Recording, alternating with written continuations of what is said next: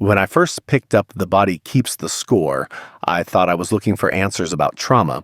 What I didn't realize was that I was also looking for permission to feel what I had dismissed, permission to validate pain I had minimized, and most importantly, permission to shift how I viewed myself and others.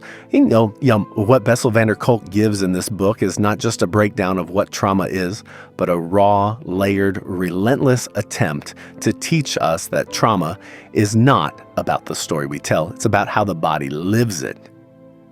Kolk begins by inviting us into his world, a seasoned psychiatrist who began his career working with Vietnam War veterans.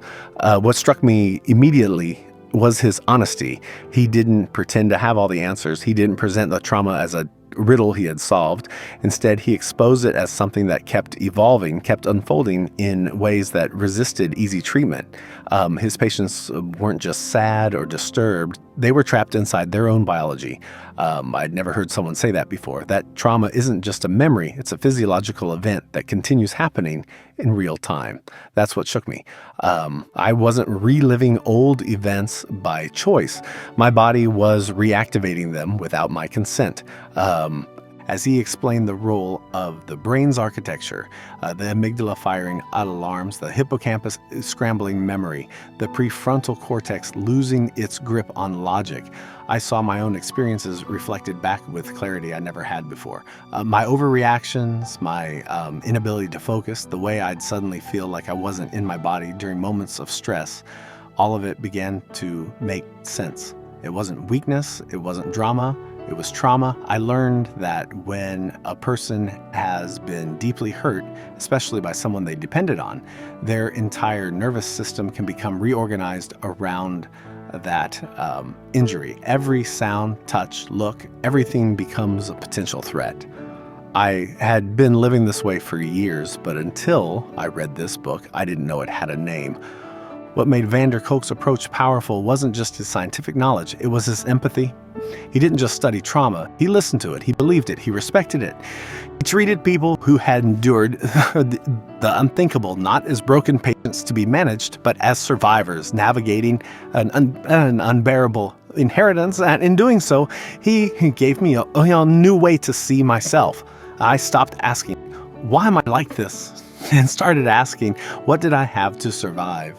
One of the book's most transformative sections for me was his exploration of developmental trauma, how neglect, emotional absence, or chronic misattunement in childhood can alter a person's internal world as dramatically as overt abuse.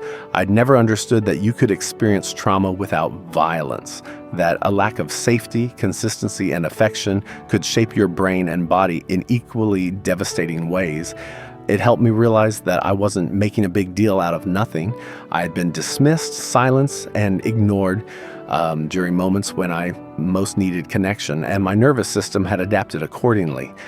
This insight alone allowed me to release years of self-blame. I began to see my anxiety not as a defect, but as a response to living in a world where my feelings hadn't always been safe to express. The way Kolk describes the freeze response was also revelatory. I had always thought of trauma in terms of fight or flight, but he introduces another more haunting mode, freeze or submit. This response doesn't just immobilize the body, it fractures the self. I saw it in myself, in the way I would disconnect during confrontation, how I'd go emotionally numb when something too intense was happening, how I would go quiet even when I wanted to scream. For the first time, someone was telling me that this wasn't cowardice, it was survival. My body had learned to disappear because that was the safest option at the time. Understanding this didn't just soften my self-judgment, it shattered it.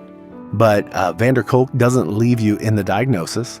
He moves through potential healing paths, EMDR, yoga, neurofeedback, internal family systems therapy, theater, and communal healing through movement. He is refreshingly honest about the limitations of traditional talk therapy, especially when trauma lives deeper than words. That part humbled me. I'd always believed healing came through explanation and narrative, through finding the right words, but for many people, including myself, words were not enough. My trauma was stored in how I breathed, how I braced for impact without realizing, how I flinched at kindness. This book gave me permission to explore other ways of healing that didn't depend solely on intellectual understanding. I began to let myself dance, to breathe deeply, to rest without guilt, to cry during yoga, to scream into a pillow, to put my hand on my chest and feel its rise and fall, not as a grounding technique, but as proof I am still here. Reading this book also changed how I saw other people. Before, I would often judge behaviors without context. Why was someone so reactive? Why did they ghost me? Why were they so controlling or so avoidant? But van der Kolk taught me to ask a different question. What pain might they be carrying that I cannot see? This isn't an excuse for harm, but it's a call to compassion. Trauma isn't rare, it's everywhere. The people around us are carrying invisible stories in their bones. Sometimes they lash out, sometimes they pull away, sometimes they dissociate in the middle of connection. Understanding that allowed me to show up differently, more gently, with more patience. I began listening for the wound beneath the words.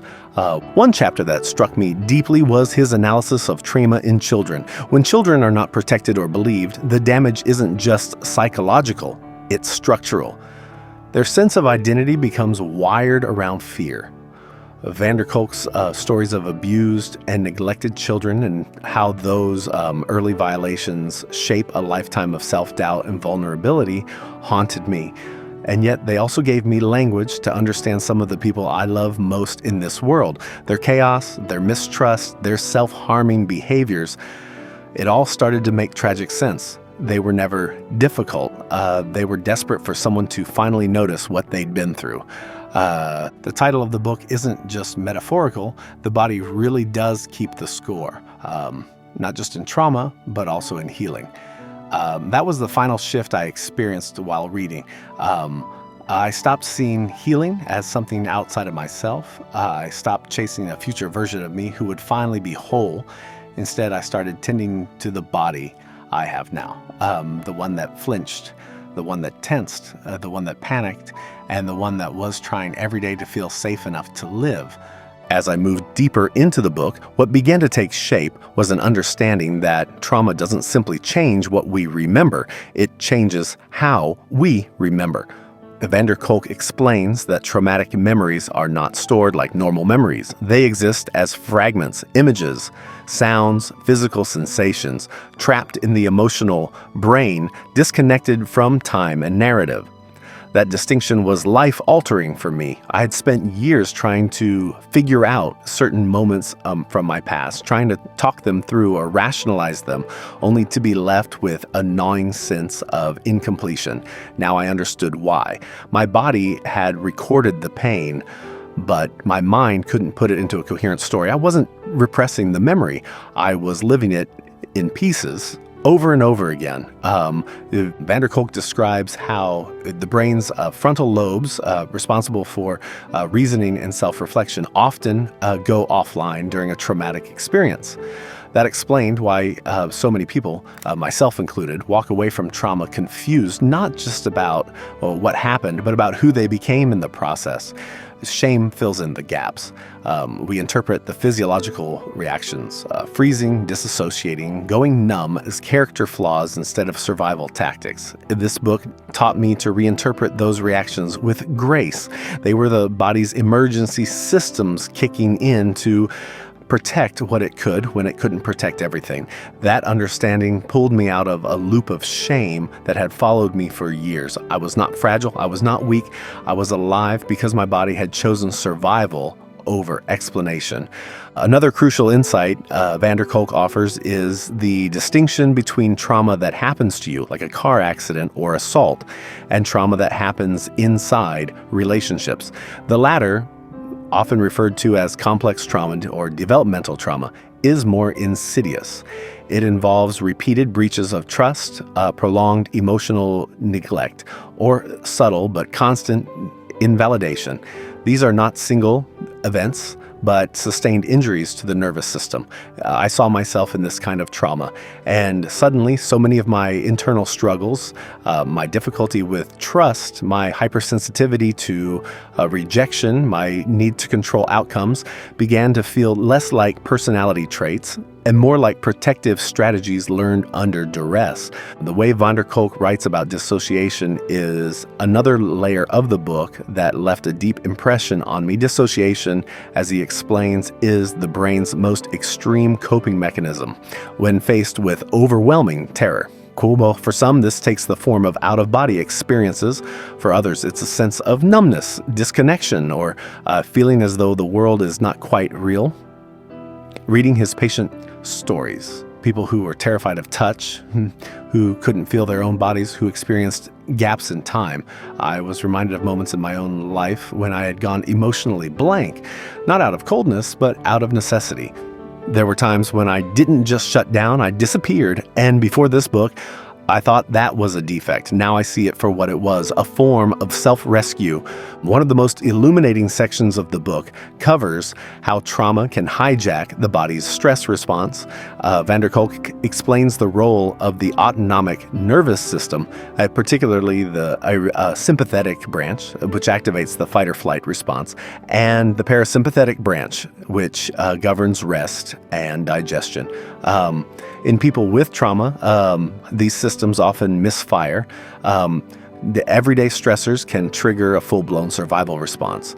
I recognize this in myself immediately. The racing heart, the clenched jaw, the sudden urge to run from conversations or situations that weren't even threatening. For so long, I thought I was just bad under pressure. But no, my body was doing what it was trained to do, protect me, even when I was no longer in danger. That knowledge gave me the grace to stop blaming myself for how I reacted to the world. It also gave me insight into the people around me.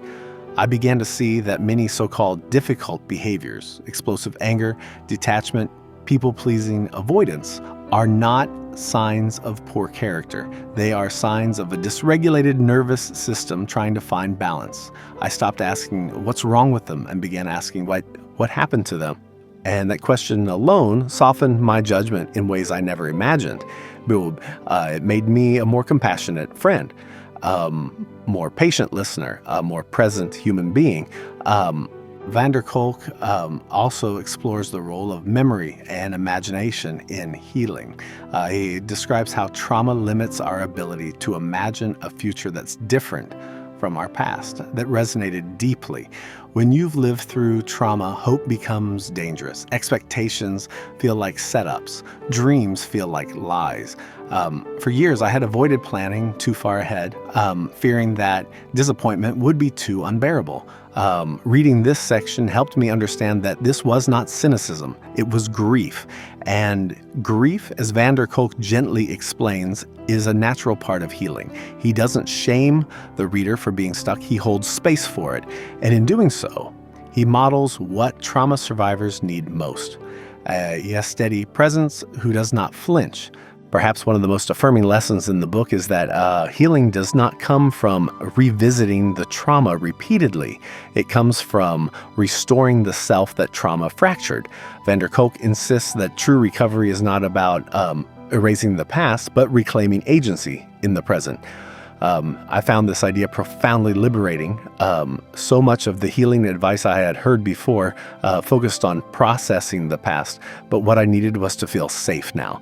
And the tools he offered, body-based therapies, movement, creativity, mindful breathing, eye movement therapy were not abstract suggestions. They were real, grounded human ways to reconnect with the body, to reestablish a sense of ownership over one's own experience. The section on internal family systems, IFS therapy, completely shifted my inner dialogue. Van der Kolk describes how trauma fragments the self into parts. The angry part, the terrified part, the rational part, the numb part. Instead of viewing these parts as dysfunctional, IFS invites us to get to know them with curiosity and compassion. This unlocked something in me. I began noticing my inner parts and speaking to them with respect. When my anxiety flared up, I didn't push it down or shame it. I said, I see you. I know you're trying to keep me safe. That internal kindness was new to me. It was awkward at first, but slowly it became easier. I started having a relationship with myself that wasn't adversarial, and that, more than any technique or theory, was the start of my healing. Kolk also writes about the power of rhythm, how trauma disrupts the natural flow of life, and how dance, music, drumming, and play can help restore it. I remember putting the book down at this point and crying, because for the first time, someone had explained why I felt so alive during movement, why I felt calm after swaying to a song, why I used to dance alone in my room as a teenager, not for attention, but for survival. My body was doing its own therapy long before I had the words, and now I finally had permission to honor it. What stayed with me long after I finished reading this book was Kolk's insistence that trauma recovery is fundamentally about ownership, reclaiming the parts of ourselves that trauma forced us to abandon. In so many of the patient stories he shares, he underscores a central truth. Trauma is not just about what happened, it's about the disconnection that followed, disconnection from our bodies, our sense of time, our trust in others, and most tragically, from our own sense of aliveness. This hit a nerve for me because even in moments where I was physically safe, I rarely felt here. I'd find myself zoning out in conversations, forgetting whole chunks of my day, or feeling like I was watching my life rather than living it. Kolk taught me that these weren't character flaws, they were symptoms of a nervous system still holding its breath. One of the book's most sobering yet enlightening messages is how trauma, left unaddressed, doesn't just linger quietly. It reshapes the architecture of the brain and the behavior of the body.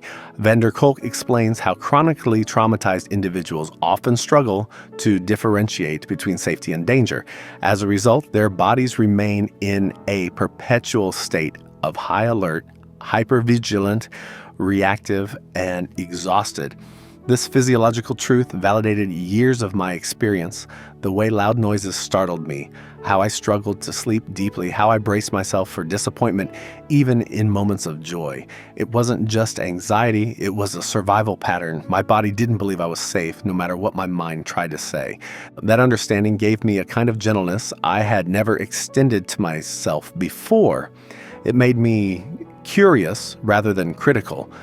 When my heart raced or my stomach dropped, instead of panicking or suppressing it, I asked, what are you trying to protect me from?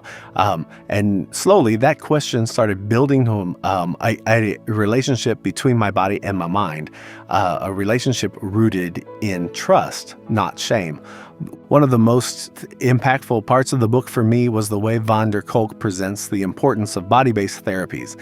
He is clear, talking about trauma has limits. The intellect cannot override the alarm systems of the body. I had always tried to think my way out of distress, using logic to suppress feeling.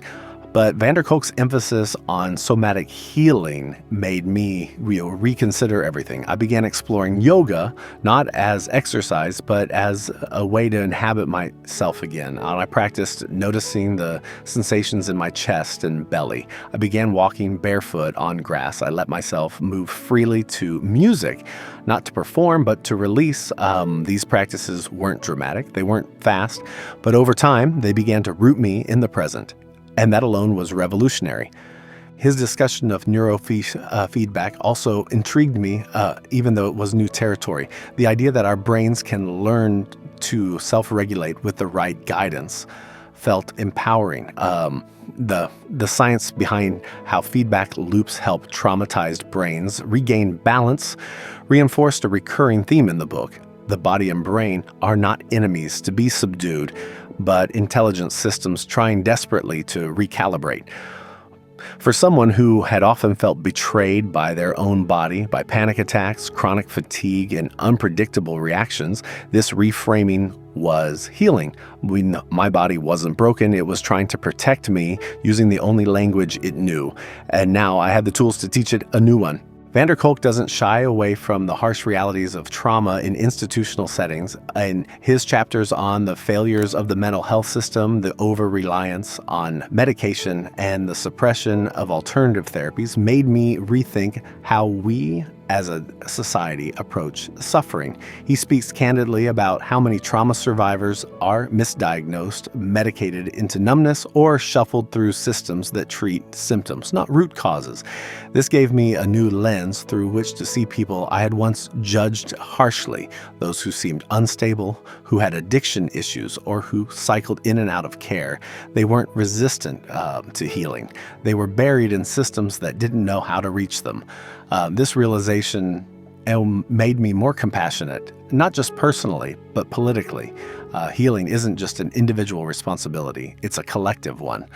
One of the most profoundly moving moments in the book is Kolk's account of using theater and drama with trauma survivors.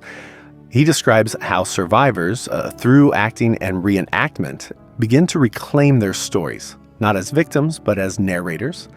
This made me pause and reevaluate how we tell our own stories. So often, trauma steals the pen from our hands. We become characters in someone else's plot, but the act of creatively retelling through art, movement, writing can become an act of resistance. It reestablishes control. It reminds the body that it is not only the site of pain, it is also the site of transformation. Reading this, I realized I had my own version of that, speaking aloud about my experiences, writing, sharing, letting my words move through my mouth, even if they trembled. I wasn't trying to be brave. I was trying to be real. And every time I shared my truth, the shame lessened, that the silence lost its power. The story, once scattered and jagged, began to take shape. Another vital point Kolk makes is that trauma recovery isn't about remembering everything. It's about reestablishing ownership of your body and mind. It's about creating a life where the past is past, not forgotten, not erased, but no longer in control. That felt like a new kind of freedom, one that didn't depend on perfection or having all the answers, one that simply asked me to stay with myself, to stop abandoning my body when things got hard, to stop judging my reactions, to offer myself the same kindness I had been learning to extend to others. Kolk closes the book not with grand promises, but with a quiet, persistent hope that healing is possible, that the body, when listened to and honored, can become our ally again, and that trauma, while devastating, does not have to define us. I believed him because by the end of the book, I was no longer reading about trauma. I was witnessing the first steps of my own recovery. As I reached the final chapters of the book, I found myself moving slower, not because the content was heavy, though it was, but because I didn't want it to end. This book wasn't just teaching me about trauma anymore. It was walking beside me as I reconnected with parts of myself I hadn't touched in years. Kolk's emphasis on presence, on being with the body, in the body, was no longer just theoretical. It had become a quiet practice. Each page had turned into a mirror, and by the end, I was beginning to see my reflection not as fragmented, but whole. One of the most beautiful and at the same time heartbreaking concepts Kolk introduces is the idea that trauma fundamentally disrupts one's capacity to feel fully alive. That sense of aliveness, of spontaneity, of connection, joy is often muted in survivors. He speaks about how many people with trauma don't feel safe experiencing pleasure or excitement because their nervous systems are stuck in either numbness or hyperarousal. That felt devastating to read because I recognized myself in it. I had moments of joy, but I often couldn't stay in them. I would pull back, scan the room, wait for the crash. Kolk helped me see this as Not an emotional defect, but a result of my body's inability to trust safety. Joy felt unfamiliar and therefore dangerous. And he also speaks to how trauma survivors often develop a deep mistrust of their own emotions. When feelings have been ignored, ridiculed, or punished, especially in childhood, it becomes terrifying to feel at all. This section of the book made me reflect on the many times I'd cut myself off from my own sadness or anger out of fear that it would be too much. Kolk's patient stories reminded me that when emotions go unnamed, they don't go away. They become symptoms. They become headaches, stomach pain, chronic fatigue, insomnia, autoimmune disorders. And I had seen this not just in myself, but in the people I care about. So many of us were walking around with bodies crying out for attention while our minds tried to push through in silence. This deepened my understanding of healing not as a goal to reach, but a process of building safety within. Kolk doesn't offer magic solutions, but he insists again and again that the path to healing begins with learning to feel safe in your own skin. That meant something entirely new to me. I used to think safety meant nothing bad happening, but now I saw it differently. Safety meant being able to feel without breaking, to remember without drowning, to be in my body without needing to escape. That's what I began working toward. In the final chapters, Kolk returns to the importance of connection, real, embodied, present, human connection. He argues that healing from trauma is not a solitary endeavor. We need others. We need community, touch, witness, belonging. This truth cracked something open in me because I had tried to heal alone for so long. I believed healing was something I had to achieve by myself as proof that I was strong. But that idea was rooted in shame, and shame, as Kolk teaches, thrives in isolation. I started realizing that every major turning point in my own healing came through relationship, through someone being kind when I expected coldness, through someone staying when I was sure they'd leave, through someone saying, "I believe you," without asking for proof. Those moments rewired me. Kolk writes with particular tenderness about how trauma can silence a person's voice, not just metaphorically, but neurologically. He discusses Broca's area, the region of the brain responsible for speech, which often goes offline during flashbacks. This explained why I and many others often struggled to speak about traumatic events. It wasn't avoidance, it was biology. There were no words because the part of the brain that makes words had gone dark. Knowing this changed how I offered support to others. I stopped demanding explanations or coherence from people who were hurting. Instead, I learned to sit with silence, to be a witness, not a fixer. And finally, Kolk offers the most lasting gift of the book, the idea that our bodies can become places of safety again, not overnight, not easily, but through practice, patience, and presence. He urges us to cultivate relationships with our bodies that are based on listening rather than commanding. For me, this translated into countless small changes. Resting when I was tired, even if I hadn't earned it. Eating slowly, noticing my heartbeat, letting myself cry. These may sound small, but they were acts of revolution. Each one was a way of saying, "I trust you now." The book closes not with neat conclusions, but with an open invitation. An invitation to remain curious about ourselves, to stay engaged in the work of healing, and to extend what we've learned to others. Kolk doesn't ask us to become therapists or experts. He simply asks us to become witnesses to our own stories and to the pain and resilience in others. For me, that meant showing up differently in the world. I no longer see people's anger, withdrawal, or emotional chaos as a threat to me. I see it as a call for safety. I ask different questions now. I hold space longer. I forgive faster. Not because I'm virtuous, but because this book helped me understand that every person is carrying a nervous system shaped by their history. And some of those histories are too painful to speak aloud. What the body keeps the score gave me was not closure, but connection.